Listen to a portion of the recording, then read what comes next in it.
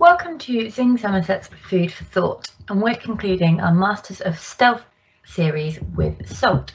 Over the next 5 minutes, we'll be discussing why too much salt is bad for our health, where we find salt in our food, and how we can take steps to reduce the amount of salt we're consuming. What does salt do? Our bodies need a certain amount of salt. It is really important for our health. It's essential for our brain, our nervous system, and our muscles to work properly. And it's also needed in an important step in our metabolism, where we make energy for our body. What do we mean by a certain amount? Well, it's only really a small amount of salt that we need in order to do all of these jobs. And for anyone over 11 years old, this is about 6 grams per day. And 6 grams is the equivalent of about 1 teaspoon of salt. Well, on average, people in the UK eat roughly 8 grams of salt per day. And although that's only 2 grams more, and doesn't sound like much, that 2 grams is the equivalent of 6 packets of salted crisps on top of what you're supposed to have each day. So it really does add up. So what if you don't add any salt to your food? Does that mean that you're not consuming too much? Well, actually, not necessarily the case.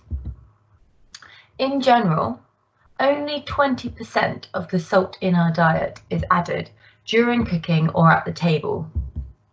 The rest of it, so around 80%, is actually already in our food when we buy it. Why is this a problem? Well, too much salt on a regular basis causes high blood pressure. High blood pressure happens when more water is drawn into our bloodstream from our body, and this causes a buildup of pressure in our blood vessels. So think of it like a water balloon which you've overfilled and it's a bit sensitive and there's a chance it might pop. You're not actually going to pop, but high blood pressure can damage the inside of your blood vessels, your arteries and your veins. And when this damage occurs, this can cause blood clots, and blood clots can lead to heart attacks, strokes, and deep vein thrombosis, which is a blood clot in your leg. It can also cause aneurysms, which is where the blood vessels in your brain can split and bleed out. So where do we find salt in our food? There's the obvious things like crisps, baked beans and other tinned goods, condiments like brown sauce and tomato ketchup, and also in our bread. There are other things like cheese and ham and other meats. Breakfast cereals surprisingly contain a lot of salt, as do chocolate biscuits and other sweet things. Although they're sweet, they can contain a lot of salt.